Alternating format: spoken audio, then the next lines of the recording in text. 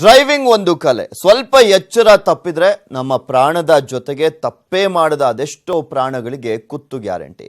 ಹೇಗೆ ಮಾಡಿದ ತಪ್ಪಿಗೆ ವಾಕಿಂಗ್ ಹೋಗಿದ್ದ ಮಹಿಳೆಯರ ಮೇಲೆ ಯಮನಾಗಿ ಕಾರೊಂದು ಬಂದು ಡಿಕ್ಕಿ ಹೊಡೆದಿದೆ. ಪರಿಣಾಮ ಇಬ್ಬರು ಮಹಿಳೆಯರು ಜೀವ ಇದ್ರೂ ಕೂಡ ಶವವಾಗಿ ಬದುಕನ್ನು ದೂಡ್ತಿದ್ದಾರೆ. ಆ ಕರುಣಾಜನಕ ಸ್ಟೋರಿ ಹೇಗಿದೆ ನೋಡಿ.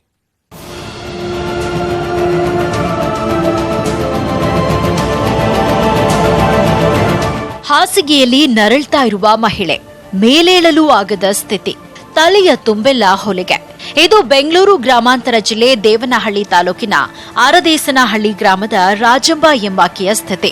ಮನೆಯವರು ಇವರನ್ನ ಉಳಿಸಿಕೊಳ್ಳೋಕೆ ಪಡಬಾರದ ಕಷ್ಟ ಪಡ್ತಾ ಇದ್ದಾರೆ. ಈವರೆಗೂ 60 ಲಕ್ಷಕ್ಕೂ ಹೆಚ್ಚು ಹಣ ವ್ಯಯಿಸಿದ್ದಾರೆ. ಸರ್ಜರಿ ಮಾಡಲೇಬೇಕು, ಸಂಜೆ ಒಳಗಡೆ ಸರ್ಜರಿ ಮಾಡಿಲ್ಲ ಅಂತಂದ್ರೆ ಜೀವ ತೊಂದರೆ ಆಗ್ತದೆ ಅಂತಂದ್ರೆ ಮತ್ತೆ ಅವತ್ತು ಸರ್ಜರಿ ಮಾಡಿದ್ರು. ಹೆಡ್ ಇಂಜರಿ ಸರ್ಜರಿ ಮಾಡಿದ್ದಾದ್ಮೇಲೆ ಮತ್ತೆ 2 ತಿಂಗಳು ನವಚೇತನ ಹಾಸ್ಪಿಟ್ಲಲ್ಲಿ ಇದ್ರಿ.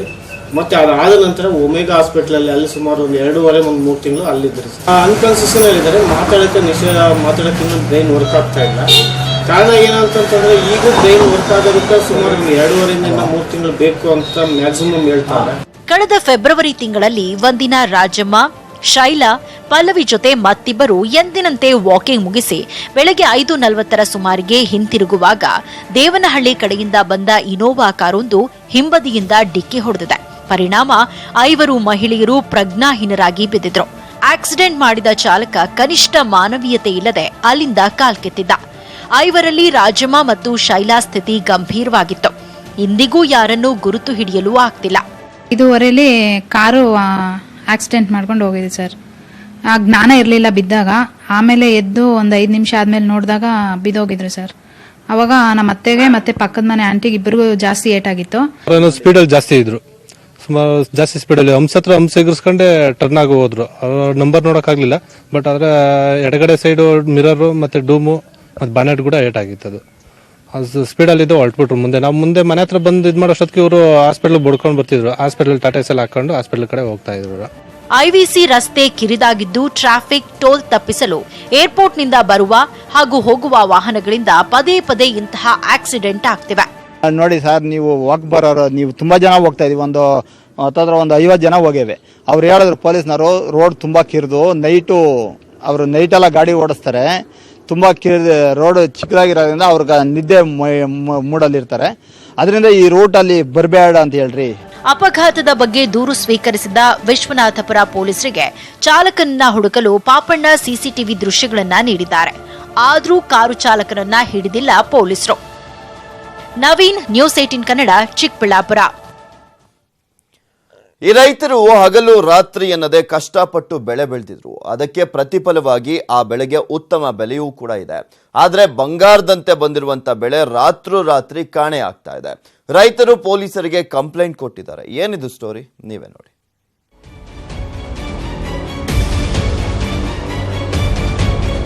ನೋಡಿ, ಬೆಳ್ಳುಳ್ಳಿ ಸುತ್ತಲೂ ಕಾವಲುಗಾರರು ಟೆಂಟ್ ಹಾಕೊಂಡು ಬೆಳ್ಳುಳ್ಳಿ ಕಾಯ್ತಿದ್ದಾರೆ.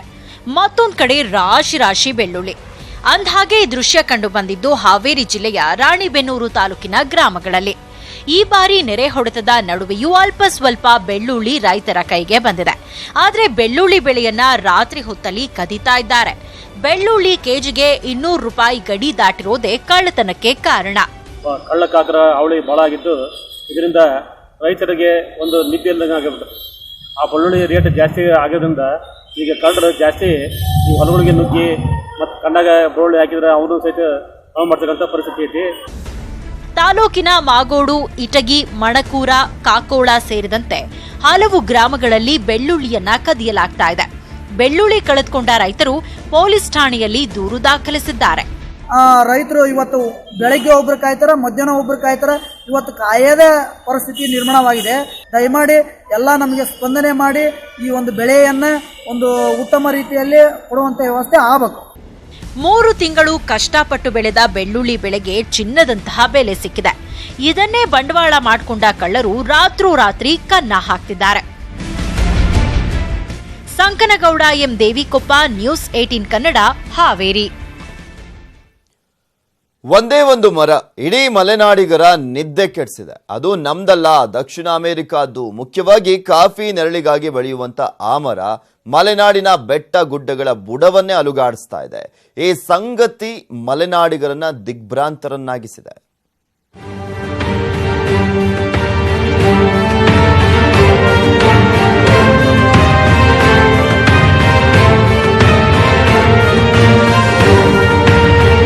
ಸಿಲ್ವರ್ ಓಕ್, ರೈತರ ಭಾಷೆಯಲ್ಲಿ ಸಿಲ್ವರ್ ಮರ.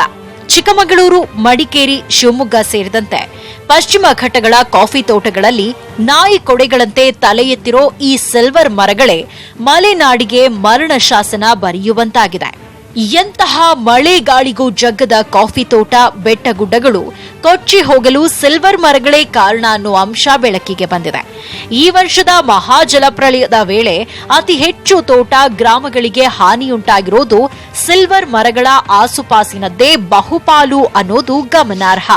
ಸಿಲ್ವರ್ ಮರ ಏನಾಗುತ್ತೆ ಅಂತಂದರೆ ಆಳವಾಗಿ ಅದರ ಬೇರುಗಳು ಹೋಗೋದಿಲ್ಲ, ತುಂಬ ಆಳವಾಗಿ ಬೇರುಗಳು ಹೋಗೋದಿಲ್ಲ. ಕಾಡು ಜಾತಿ ಮರ ಅಥವಾ ದೇಶೀಯ ಮರಗಳ ಥರ ಆಳವಾಗಿ ಬೇರುಗಳು ಹೋಗೋದಿಲ್ಲ. ಆಮೇಲೆ ಅದರ ರೆಂಬೆ ಕೊಂಬೆಗಳು ಅಥವಾ ಎಲೆಗಳಿಂದ ಬೀಳೋದು ಕೂಡ ಅಂಥ ಒಳ್ಳೆಯ ಸಾವಯವ ಗೊಬ್ಬರನೂ ಆಗಲಿಕ್ಕೆ ಸಾಧ್ಯ ಆಗೋದಿಲ್ಲ. ಈ ಎಲ್ಲ ಹಿನ್ನೆಲೆಯಲ್ಲಿ ಏನಾಗಿದೆ, ಇವತ್ತು ಯಾವುದೇ ತೋಟಕ್ಕೆ ಹೋಗಿ ನೀವು 80% ಸಿಲ್ವರ್ ಮರಗಳೇ ಇವೆ.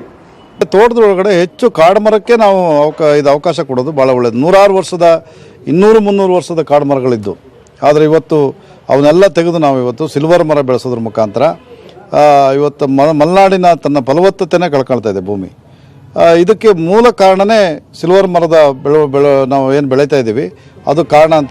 ಭೂಮಿಯ ಆಳಕ್ಕೆ ಬೇರು ಬಿಡದ ಸಿಲ್ವರ್ ಮರಗಳು ಮಣ್ಣು ಸವಕಳಿ ತಡೆಯುವಲ್ಲಿ ಸೋತಿವೆ.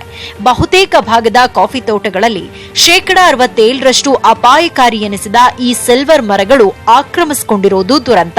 ಈ ಸಿಲ್ವರ್ ಮರಗಳಿಗೆ ಭೂಕುಸಿತ ತಡೆಯುವ ಶಕ್ತಿ ಇಲ್ಲ ಅಂತಾರೆ ಗಣಿ ಮತ್ತು ಭೂವಿಜ್ಞಾನಿ ಮಹೇಶ್. ದೊಡ್ಡ ದೊಡ್ಡ ಮರಗಳೆಲ್ಲ ದೊಡ್ಡದಾಗಿ ಬಂಡೆಗಳು ಅವಚಿ ಇಟ್ಕೊಳ್ತಾ ಇತ್ತು. ಈಗ ಆ ಮರಗಳ ಈ ಹೊಸದಾಗಿ ಬೆಳೀತಕ್ಕಂಥ ಮರಗಳು ಅಂತ ಮದರ್ ರೂಟ್ಗಳು ಕಮ್ಮಿ, ಅಂದ್ರೆ ಲ್ಯಾಂಡ್ ಸಾಯಿಲ್ ಬಿಗ್ಗೆ ಗ್ರಿಪ್ಪಾಗಿ ಇಟ್ಕೊಳ್ಳಲ್ಲ. ಈಗ ಹಂಗೆ ಹಿಂದಿನ ಮರಗಳನ್ನ ಕಡಿದೇ ಇದ್ರೆ ಒಳ್ಳೆಯದು. ಏನು ನ್ಯಾಚುರಲ್ ಆಗಿ ನೈಸರ್ಗಿಕ ಬೆಳೆದಿದ್ದಾವೆ ಆ ಮರಗಳನ್ನು ಹಾಗೆ ಉಳಿಸ್ಕೊಂಡ್ರೆ ಇವೆಲ್ಲಕ್ಕೂ ಕೂಡ ತುಂಬ ಒಳ್ಳೆದಾಗ್ತದೆ. ಅವುಗಳನ್ನ ಕಡಿಯೋದನ್ನ ನಿಲ್ಲಿಸಬೇಕು. ಈ ಸಿಲ್ವರ್ ಓಕ್ ಮಲೆನಾಡಿಗರ ನಿದ್ದೆ ಕೆಡಿಸಿದೆ. ಕಾಫಿ ತೋಟದ ಸಿಂಹಪಾಲನ್ನ ಆಕ್ರಮಿಸಿಕೊಂಡಿರುವ ಸಿಲ್ವರ್ ಮರಗಳ ಅಸಲಿಯತ್ತು ಸರ್ಕಾರಕ್ಕೆ ಗೊತ್ತಿದ್ರೂ ಕಣ್ಮುಚ್ಚಿ ಕುಳಿತಿರೋದ್ರಿಂದಲೇ ಇಂದು ಮಲೆನಾಡಿಗೆ ಈ ದುಸ್ಥಿತಿ ಬಂದಿದೆ. ಕ್ಯಾಮರಾಮನ್ ಲಕ್ಷ್ಮಣ್ ಜೊತೆ ವೀರೇಶ್ ಜಿ ಹೊಸೂರ್, ನ್ಯೂಸ್ 18 ಕನ್ನಡ, ಚಿಕ್ಕಮಗಳೂರು.